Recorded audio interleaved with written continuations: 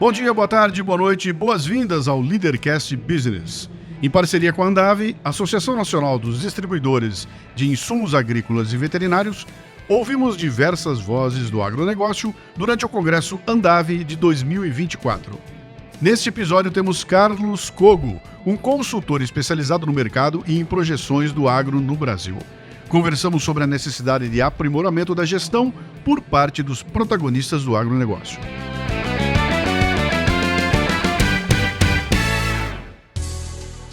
Muito bem, mais um Leadercast diretamente do stand do podcasts da Andave, aqui no Congresso Andave, um dos maiores eventos do agronegócio no Brasil. E a gente foi convidado para fazer uma série de gravações durante os 3 dias do evento. E eu estou super orgulhoso, né? Mês que vem eu comemoro 18 anos de podcast e a comemoração está sendo aqui agora, como podcast oficial de um grande evento do agro, né? Bom, a gente começa com 3 perguntas. São as únicas que você não pode errar. O resto você pode chutar à vontade. Essas 3 tem que ir na lata, tá? Seu nome, sua idade e o que você faz? Carlos Cogo, tenho 62 anos e sou consultor em agronegócio já há 34 anos. 62? Você tá bem conservado, cara. Eu tô com 68. Eu também tô. Então nós estamos bem. Estamos bem todos nós. Estamos bem todos. Felizmente estamos todos bem. 2 jovens, né? Você tem uma empresa de consultoria? Sim. Nasceu assim ou você vem de onde? Não nasceu assim. Eu tive 7 anos no Ministério da Agricultura, em Brasília. Quando foi? Foi de 1984 a 1990. Ok. Naquele ano 90 houve um programa de demissão voluntária no Ministério e eu decidi aproveitar, pedi licença remunerada, dobrei ela e acabei depois realmente saindo. Fui para uma empresa de consultoria privada, fiquei 2 anos como diretor dessa empresa, depois realmente, aí em diante sim, já tudo carreira solo, decidi só no sentido de consultor, tem uma equipe, etc, mas na consultoria, fala pela consultoria, sou eu mesmo. De lá pra cá a gente veio com esse trabalho de consultoria, né? Lá atrás era muito mais difícil, né? 2 saltos no escuro, cara. Primeiro salto, você larga uma posição pública, sim, com todas as benesses que todo mundo gosta na vida, para se tornar privado. E aí você deixa de ser CLT para virar empreendedor. O que é isso, cara? É vontade de sofrer? Não, acho que eu tava... em busca do teu... O tempo todo eu estive disposto a fazer esse desafio, assim. A diferença é que no começo, realmente, eu ficava distribuído entre administrar a própria consultoria e fazer o papel de consultor. E depois do tempo eu me dei conta. Não, eu não posso administrar, isso tem que ser feito por outras pessoas e eu quero fazer o papel de consultor. E essa divisão acabou surgindo ao longo dos anos. E hoje eu fico bem tranquilo para trabalhar porque eu tenho uma equipe muito boa. E essa equipe faz todo esse resto que eu não é que eu não devo fazer, mas que eu não gosto de fazer. Porque senão isso tira muito foco do próprio trabalho de consultoria. Então hoje 100% do meu tempo é voltado para consultoria, para as empresas, palestras, cursos. O Leadercast é um podcast focado em liderança e empreendedorismo, ok? Por acaso a gente trombou com o agro, estou mergulhado no agro há um bom tempo aí, mas o que você está falando para mim aí é mel na sopa, cara. Essa ideia tua aí, essa visão de que se eu sou um artista, eu não posso ser o manager ao mesmo tempo, eu tenho que separar. Quanto tempo levou para você concluir esse... Não foi muito tempo não, assim, com mais ou menos 9 a 10 anos de consultoria, eu dei conta, eu tô consumindo metade do tempo para administrar a consultoria, todas as coisas que ela tem de problema, e os outros 50% para fazer consultoria. E consultoria tem que mergulhar de cabeça. Eu tenho que mergulhar de cabeça, tenho que buscar as pessoas certas para trabalharem comigo. Não deu certo logo de cara, porque as pessoas não eram as primeiras, não eram ainda as pessoas certas. Mas claro, os ajustes foram vindo, e a um determinado ponto encontramos os parceiros corretos, as pessoas corretas, e aí sim, já estou mais de 20 anos, aí sim, fazendo só o trabalho de consultoria mesmo. Eu acabei de publicar um pod-sumário, eu faço sumários de livros com comentários, né? Chama-se Buy Back Your Time. Compre de volta o seu tempo. E a tese do autor é que você deve gastar para comprar o teu tempo de volta. Contrate pessoas para fazer aquilo que você não curte fazer. É o melhor investimento que existe, mas é melhor. E principalmente o conhecimento, contratar pessoas ligadas à questão tecnológica do negócio, data science, banco de dados, desenvolvimento de software, de ferramentas da consultoria. Isso simplesmente te tira toda a demanda de tempo e ainda agrega qualidade. As duas coisas ao mesmo tempo. Então, não faz nenhum sentido mesmo um modelo diferente desse. Tá. Sem Você dúvida. atuou no agro sempre? Sempre. Sempre foi agro? Sempre. Tá, por quê? Qual é a origem? Porque minha primeira universidade federal foi a Federal de Rio Grande do Sul e eu fiz medicina veterinária. Já tava trabalhando no agro, já era agro já. E aí, ali em diante, eu fiz pós-graduação em gestão em agronegócio na Federal do Paraná e continuei agro, foi assim, esse tempo todo. Nunca houve nada fora, nada, absolutamente nada. Nós estamos falando em 40 anos quase. De carreira sim. 40 anos. Sim. Então, tranquilo, 40 você anos. consegue me dar um panorama assim, 1, 2 ou 3 coisas que você viu ao longo desses 40 anos no desenvolvimento do agro, que você pode considerar, olha, tem 3 qualidades maravilhosas que são fundamentais e tem 3 problemas que a gente não consegue resolver há 40 anos. Você consegue fazer Tem sim. panorama assim? Claro que sim, eu sou praticamente só as que eu levo em palestra sempre, né? É. Acho que a gente conseguiu fazer muito bem foi a questão tecnológica. Eu vi o produtor brasileiro um cara assim permeável, aberto a novidades, aberto ao mundo digital, aberto a tecnologias de campo, de fazer dia de campo, de pesquisar, de ouvir o técnico, o vizinho, a cooperativa, fazer a coisa certa, ocupar o cerrado com desafios enormes, um solo ruim, que a maioria acha que não tem nem ideia que é um solo tão ruim como é. E isso tudo foi muito certo, isso tudo eu vi acontecer assim. E as que permanecem até hoje, o produtor rural ainda é um cara ruim de gestão. Ele continua sendo muito ruim de gestão. Ele vem ao longo dos anos, ele evoluiu quase nada. Dá para dizer quase nada. Até porque talvez em alguns momentos ele não tinha necessidade de estar melhor em gestão, mas quando você tem um negócio que tem ciclos positivos e negativos, tem que ter gestão.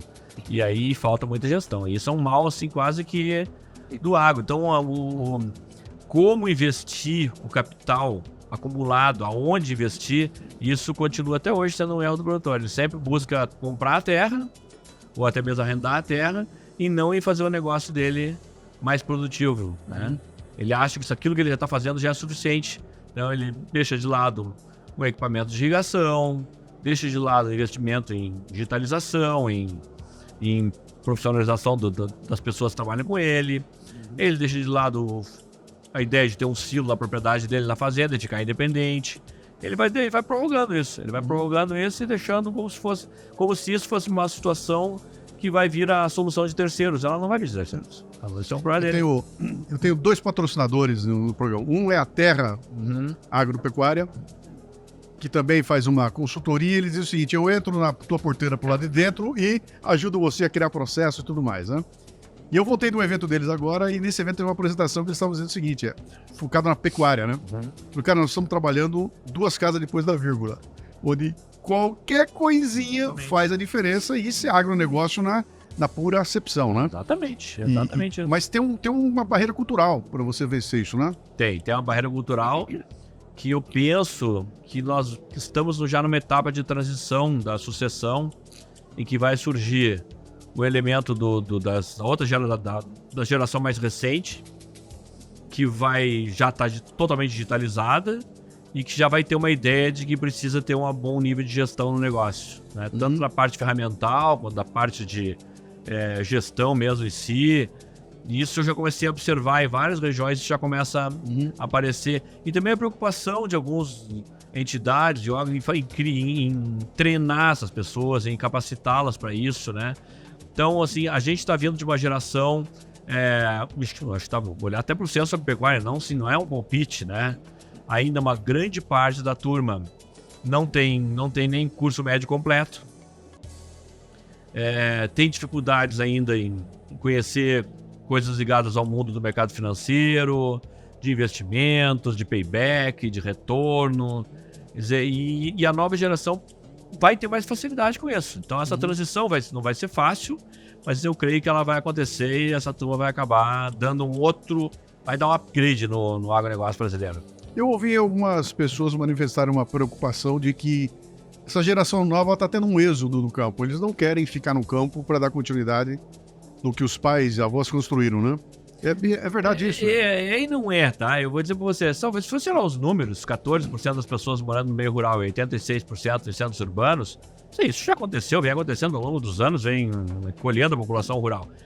Os que ficam têm outra visão, eles ficam, querem fazer um curso de agronomia, de veterinária, de administração, eles querem fazer um doutorado ou um mestrado nessa área.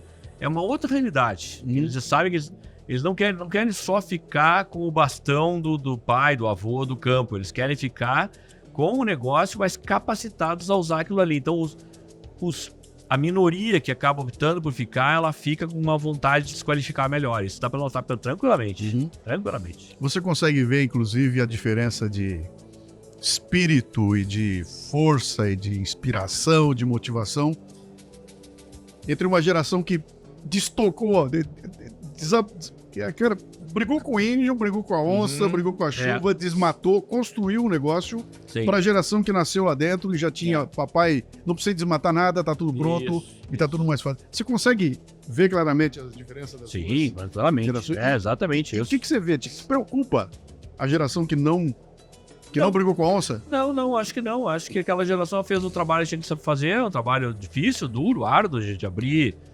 fronteiras agrícolas, mas a nova vai entrar de forma consciente nisso, vai entender, ela está muito mais ambientada, esse mundo ESG, o mundo sustentável. Não acho que as coisas casam bem, a geração não vai ter esse conflito, não vai ter essa dificuldade, não. Acho que, ao contrário, eu acho que se eles tiverem sabedoria, vão entender que aquela dificuldade que a sucessão teve lá atrás que foi vencida, mas às custas de muito trabalho. Eles vão ter muito trabalho também, só que com outra direção daí. Eu tenho uma palestra sobre liderança que eu conto uma história de um alpinista chamado George Mallory, em inglês, que em 1927 foi lá para o Everest, subiu, ele com o companheiro dele, e desapareceu. Ninguém sabe o que aconteceu com os dois, sabe que sumiram, nunca mais voltaram, não se tem certeza se eles alcançaram o topo ou não, porque como não voltaram, mas se sabe que se você encontrar máquina fotográfica junto ao corpo deles, você vai talvez ter um documento ali. Ninguém sabia onde estavam, foram procurar os dois. 1997, acho que 98, uma expedição foi para lá e encontrou o corpo do George Mallory. E o cara contando, a hora que ele descobriu o corpo, ele falou, cara, eu fiquei boquiaberto porque a 8.200 metros de altitude eu encontrei um cara com botininha de couro, meinha de lã, com a roupinha que ele falou, cara, eu tava completamente coberto e ele tava com uma roupa que em Seattle, hoje em dia, no inverno, as pessoas estão mais agasalhadas do que ele, né? E aí o cara que falou um negócio interessante, ele falou o seguinte, cara, isso que eu tô olhando aqui, que eu tô achando um horror, era o máximo da tecnologia na época. Com isso o cara chegou até aqui. Então eu não posso olhar pra isso aí e falar, meu pai não sabe nem falar direito, o velho é chucro. Cara, ele trouxe até aqui e agora você pega o bastão e vai levar adiante. Tem valor nos dois lados, né? Tem valor completamente. Não tem uma dúvida, nenhuma dúvida. Nenhuma. Ninguém vai tirar esse valor de forma nenhuma, com certeza. E também cabe a essa geração mais antiga, mais velha, entender essa passagem de bastão e entender que as nuances dela, que é uma situação diferente. É um outro profissional que vai estar ali com outro desafio, com outras dificuldades, né? Com outras necessidades. Eles têm que entender isso.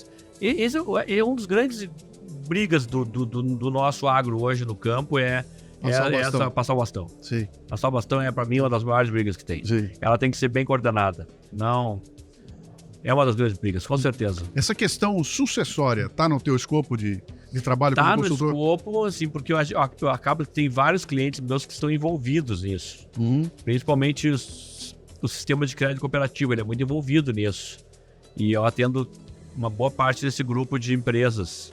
E elas estão muito envolvidas diretamente nisso, em dar responsabilidade na sucessão para que seja uma coisa bem feita, né? Que haja uma transição compreendida dos dois lados. Então, de certa forma, eu acabo participando. Não é o foco da empresa, não é o foco da consultoria, mas eu acabo tendo uma convivência com isso tudo e vejo tudo isso que eu estou comentando aqui. Qual é a queixa que você escuta, cara? O que é? Dos dois lados tem queixa, né? Do lado, quem tá passando o bastão é que tem que ficar de olho porque não sabe o que vai fazer, que é inexperiência, que acha que tudo é fácil. E do lado quem está recebendo é que não tem liberdade para fazer o que gostaria de fazer de inovações e ambos têm as suas razões, né? Ou seja, não tem nada a ver com o agro, não é da agro, isso é um problema de qualquer segmento. Não, claro que não. Qualquer segmento. Claro que não, claro que não. Claro que não tem nada a ver com o agro, são situações normais até de entender, né? Aí cabe quem vai coordenar esse processo de sucessão, entender essas diferenças mesmo e conviver com elas, não é pagar essas diferenças, é conviver com elas, conviver. Qual foi o tema que você trouxe aqui para o... O tema foi esse, nós estamos no ciclo de baixa das commodities, né? Principalmente grãos, que é o que hoje o forte do Brasil, né? E a turma, nesse ciclo de baixa, ainda continua se surpreendendo com isso, né? Como tem o ciclo de baixa na pecuária, tem na agricultura. E ainda tem gente que se surpreende com o ciclo de baixa, né? Os preços sobem e também descem, né? E nessas descidas de preços, margens menores, a turma ainda tem dificuldade de lidar com isso, de conduzir isso, esse período todo. A ideia foi isso, mostrar como é que o ciclo fecha. Esse fim de semana teve uma gritaria que quebrou a bolsa do Japão, lá na segunda-feira. Eu abri o Twitter de manhã e falei, bom, acabou o mundo, né? Acabou o mundo. A gritaria, não sei o quê. Eu olhei para aquilo, entrei no grupo que eu tenho de assinantes, né? Falei, moçada, eu vou mostrar um gráfico pra vocês, dá uma olhada. Peguei o Dow, o índice Dow, dos últimos 5 anos. E ele vem crescendo em 5 anos, de repente ele dá uma quedinha. Essa quedinha onde nós estamos. Então eu falei, cara... É nada. Desculpa, cara. Olha pra trás, olha pro que aconteceu e não vai tomar decisão em cima de loucura, né? Claro que não. Mas essa hora é interessante também porque muitas vezes o ciclo de baixa, ele força a fazer ajuste. Sim. Isso é importante. Sim. Por exemplo, a gente passou um ciclo de alta durante a pandemia, foi o último ciclo de alta, em que, e outros, no ciclo anterior também, os outros 2 ciclos, em que os preços agrícolas estavam altos e a turma fez contratos de arrendamento malucos, se alavancou, se endividou, sempre pensando que aquele momento não ia durar para sempre e que ia sempre ter gordura e margem para poder fazer, tomar atitudes sem fazer bom planejamento, cálculo, saber o que vinha pela frente. Agora, tanto é que acontece numa manhã desse. Aí o outro produtor que está melhor, ele acaba retomando esse contrato de arrendamento para ele, negocia esse contrato a um patamar melhor, compra uma terra de alguém que não consegue mais se sustentar. Nesse momento, há os ajustes. E os ajustes são importantes para corrigir essas distorções aí.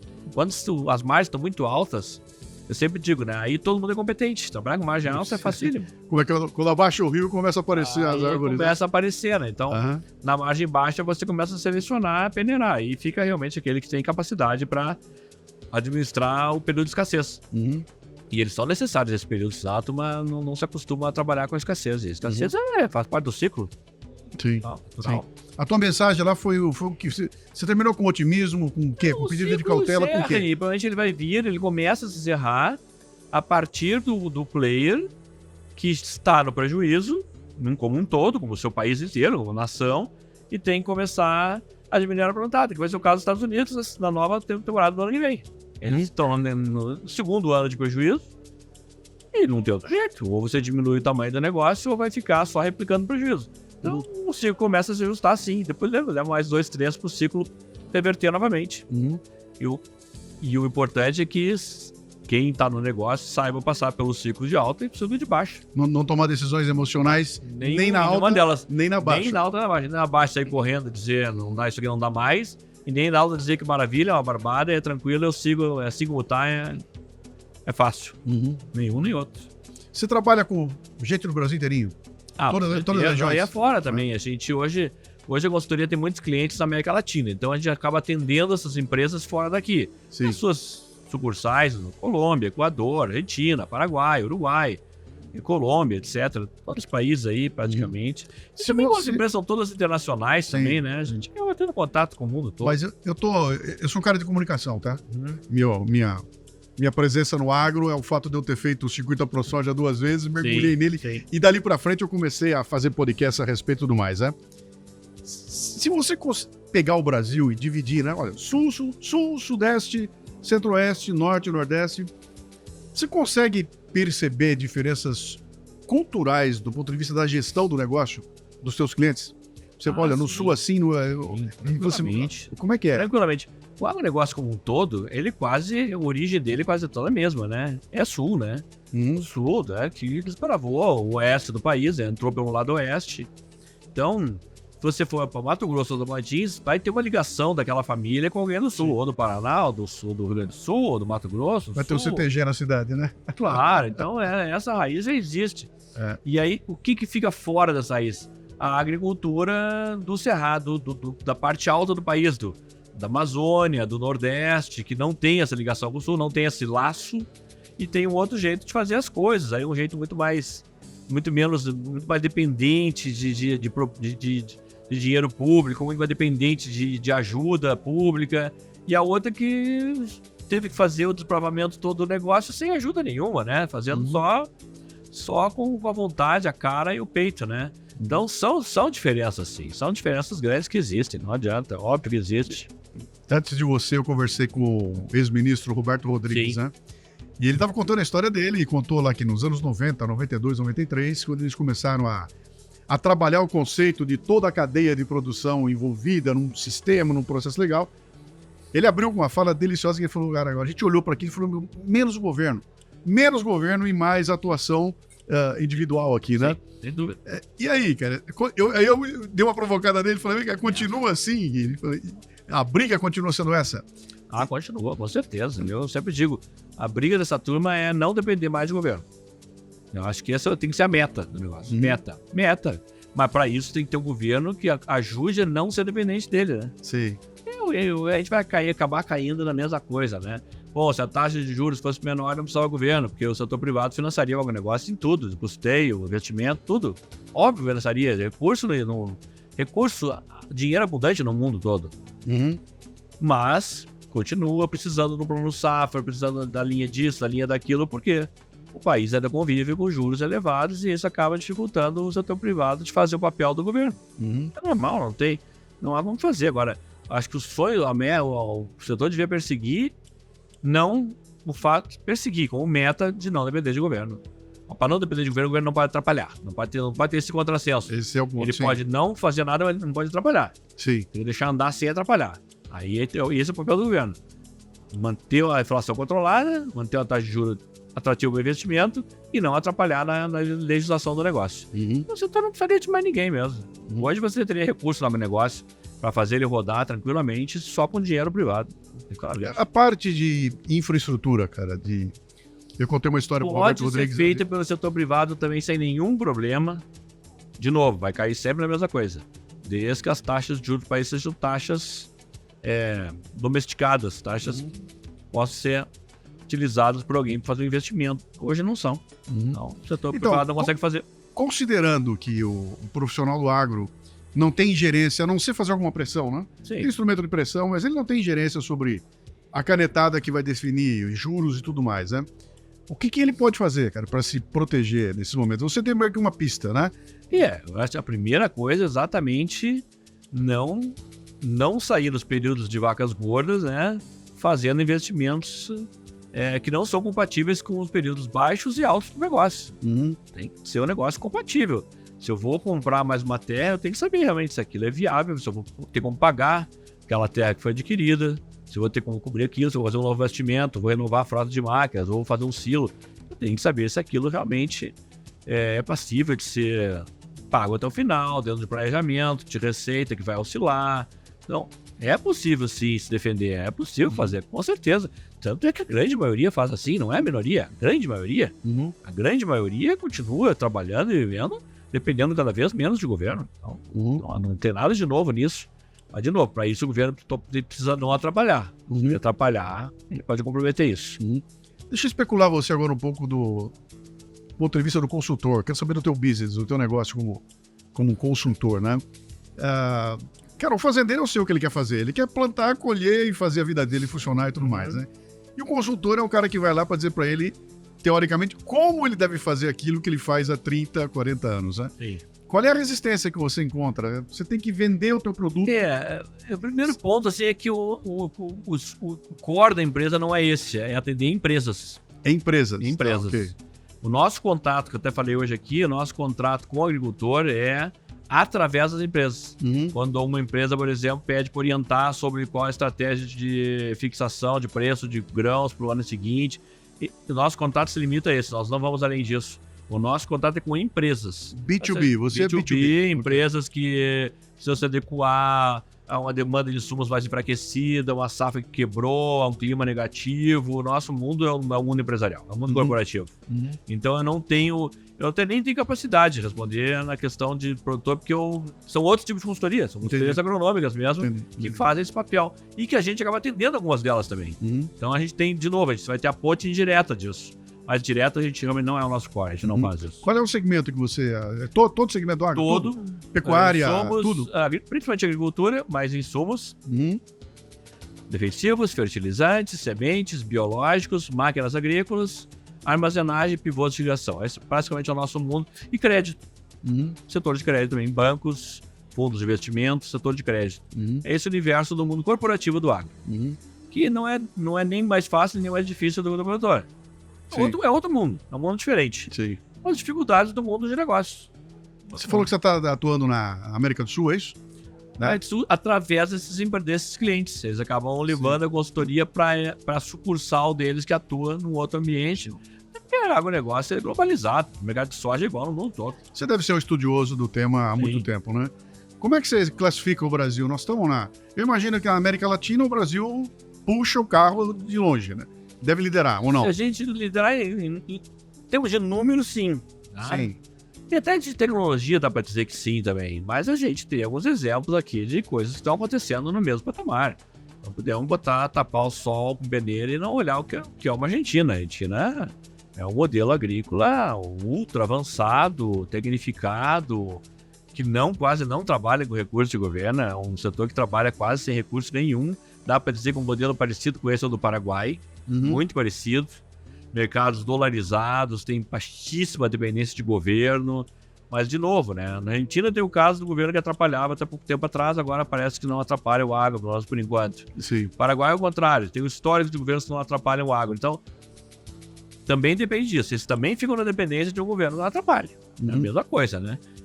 E dá para dizer que essas agriculturas são tão modernas como a nossa. Paraguai é o caso que é o mesmo produtor brasileiro que foi para lá fazer isso. Então, é uma extensão nossa.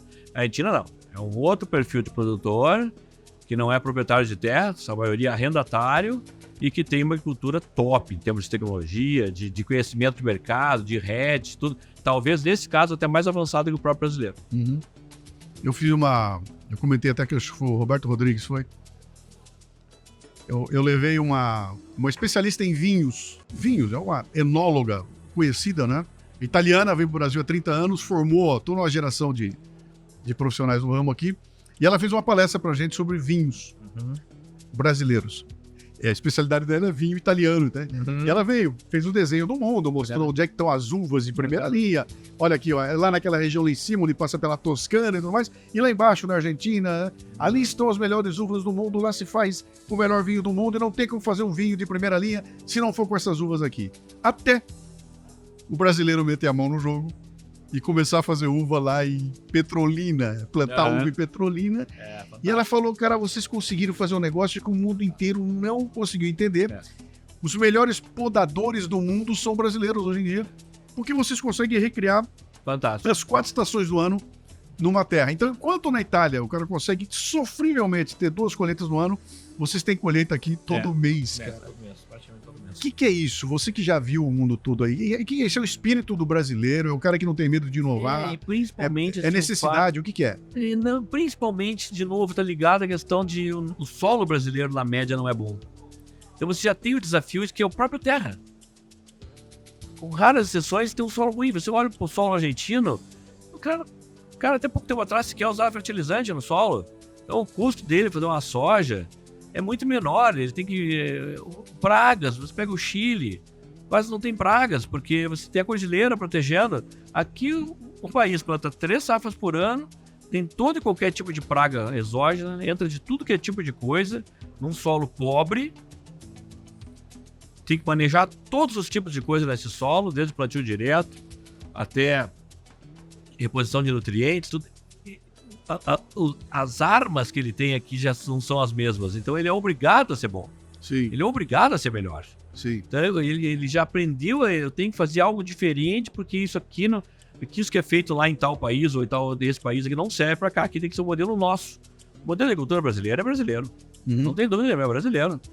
Modelo de 3 safras por ano, plantio direto, cultivo mínimo. Esse modelo é modelo brasileiro, não tem uma dúvida. Então, você tem Você consegue falar a mesma coisa para o modelo de gestão? De você olhar, o modelo de gestão finlandês não se aplica ao Brasil. Não vou nem tocar em educação, tá? Porque o Brasil é menos educado. Não, eu tô pensando em outra coisa. Como processo. Primeiro, a gente tem que ter um modelo de gestão. Sim. A maior parte do produtor brasileiro não tem um modelo de gestão. Não tem. Não é nem para ele dizer, olha, esse aqui é melhor, aquele ali, X, Y é melhor. Não. Ele não tem um modelo de gestão Pera aí, na média. Mas esse modelo existe.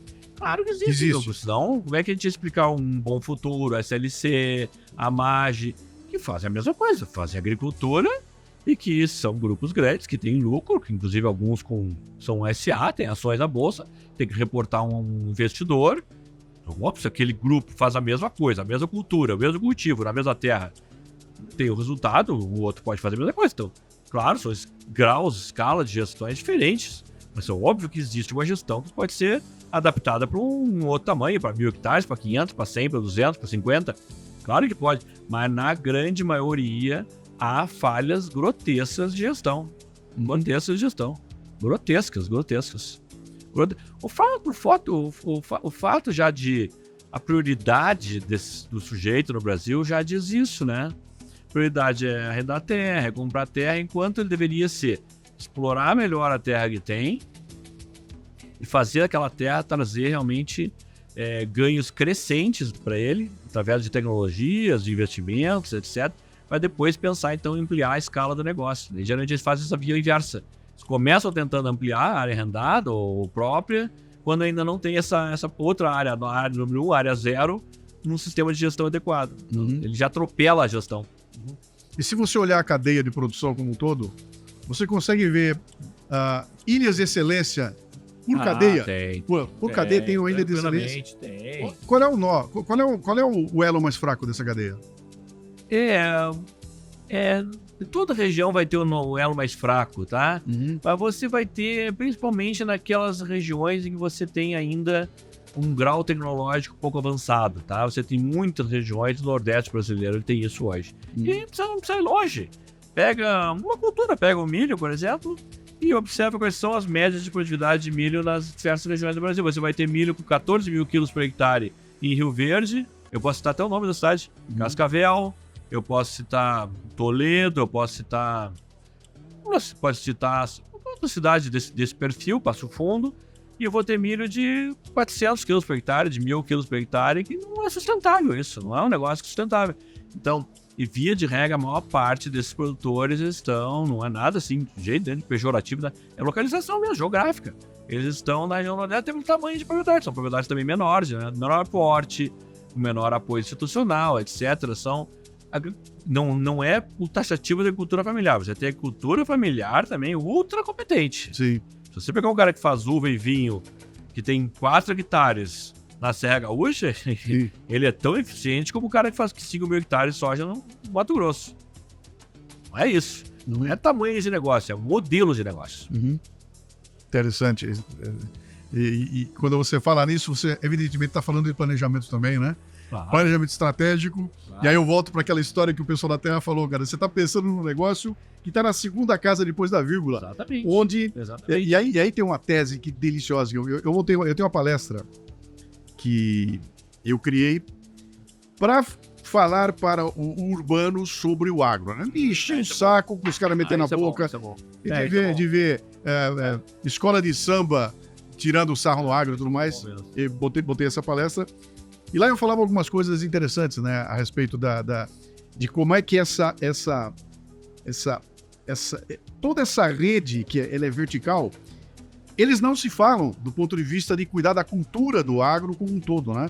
Então, e eu usei até um exemplo interessante. Você lembra daquela campanha americana do leite? Sim. Que o pessoal do leite, perdendo por refrigerante, se junta toda a rede, né? E cria aquela campanha do bigodinho de leite, e aquilo é um sucesso maravilhoso. Mas todo mundo entrou, do produtor do leite ao processador, etc. e tal. E no Brasil você não vê uma área falando com a outra, né, cara? Esse é outro problema. A gente Então. não tem hoje uma instituição no Brasil que fale pro agro. Tem várias, tem milhares, não tem uma, tem milhares, tem demais. Você vai ter a BAG, tem CNA, tem SRB, tem milhares de entidades, associações aqui, dali. Precisava ter uma super entidade, entidade acima disso tudo. Pensasse em agro e fosse olhar o agro inteiro como um todo, assim, todo o seu leque de cadeia, de etapas da cadeia, e isso não tem. Sim. Me digam, não vai desligar a BAG, protege. Não estou criticando nenhuma, só estou dizendo que nós não temos uma supra. Sim. Que você coordenar as cadeias, coordenar as associações. Lá eles criaram uma entidade para cuidar dessa coisa toda. Exatamente. Por que você acha que não tem? É político o problema? Político, totalmente político. É só político. Só político. É só político. A hora que a turma entender que acima do lado político tem um bem, tem uma meta comum, vai fazer isso. E precisa fazer isso, sim, precisa.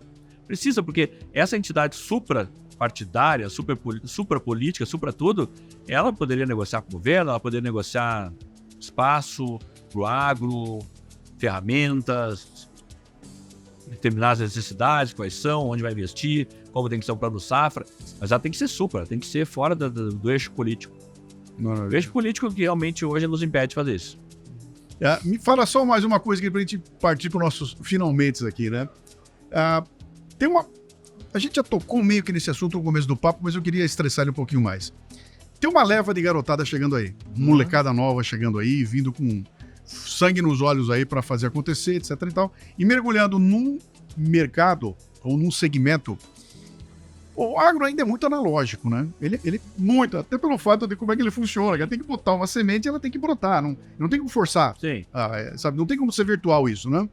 E tá vindo uma molecada com sangue no olho aí, mas com a cabeça diferente da cabeça daquele cara que planta e espera nascer. Entendeu? Planta e espera nascer. Agora a moçada tem pressa, né? Você tem trombado com essa onda nova que tá chegando? Isso te fez mudar um pouco o teu... Essa geração, esse problema dessa geração não é só no agro, né? Mas também tem no agro, né? Mas não é só do agro, né? Ela tá em todos os campos da economia. Mas claro que no agro acontece a mesma coisa, né? E eu acho que essa é a primeira barreira que eles vão enfrentar. É saber que os processos do agronegócio são muito mais lentos e demorados. Eu não sei o quanto eles estão capacitados para entender esse ritmo do agronegócio. Agora, por outro lado, eles todos estão digitalizados, o agro tem uma capacidade grande de absorver digitalização, o agronegócio brasileiro é muito aberto a novidades tecnológicas, digitais, então isso casa bem. Agora eles vão ter que só controlar a ansiedade. Controlar a ansiedade. A geração deles é uma geração ansiosa, por vários motivos que o mundo está ansioso. O mundo está ansioso. A geração deles é uma geração ansiosa, porque é uma geração que quer resolver tudo rapidamente, não quer falar com ninguém, quer resolver de forma digital tudo, e a solução do agronegócio não é assim, realmente ela não é assim. Ela pode ser feita parcialmente assim, ou com a ajuda disso, mas sozinha não vai ser dessa forma, não. Você está lidando com a natureza, cara. Você não consegue apressá-la e deixar ela mais devagar ou mais rápida. Ela tem o ritmo dela. Se você quiser botar um campo, recuperar uma pastagem, não vai ser numa safra para outra, nem numa semana, nem num dia. Você vai levar 3, 4, 5 anos trabalhando naquela pastagem para recuperar ela. Então é um processo lento, é um processo de trabalho lento, árduo, que envolve coisas que fogem da tua pressa. Para encerrar, a turma que está nos ouvindo aí, tem gente do agro, tem gente que não é do agro. Qual é o quadro que você pinta aí, cara? O que nós podemos esperar pelos próximos anos aí? O Brasil vai se tornar realmente, assim, de fato, um grande player do agronegócio global, pautado em gerar excedente para exportar. O mercado até está atendido, é um mercado grande, 200 e poucos milhões de pessoas, mas é um mercado limitado. A gente tem um mercado potencial de 1 a 2 bilhões de pessoas, e é isso que vai pautar o norte. Ou seja, nós vamos fazer uma agricultura voltada a atender o mercado nacional. Isso não tem uma dúvida, isso aí é ponto pacífico, até pelo tamanho do mercado que a gente tem e pelo tamanho da produção que tem, que já é muito maior do que aquilo que a gente absorve. Então, o primeiro ponto é entender isso. O nosso negócio é voltado para fora. E tudo que for feito em cima dele tem que ser pensando nisso. Rodovia, ferrovia, hidrovia, armazenagem, portos, tudo tem que ser voltado para botar para fora. Tudo. Toda iniciativa, tudo. Certificações, ambientalmente correto, ESG, tudo pensando. Meu cliente está 1/5 aqui, 4/5 lá fora. É isso. Isso até é estratégico do ponto de vista de te Claro dar uma força global. Uma força global. Claro, para tomar uma força global, você tem que obedecer as regras do jogo e atender o desejo do cliente. Uhum. Maravilha. Kogo, quem quiser te conhecer, te contratar, te ouvir, conversar com você, trabalhar com você... Me encontrar não é difícil, né? Porque é só botar no Google aí, mas vai lá.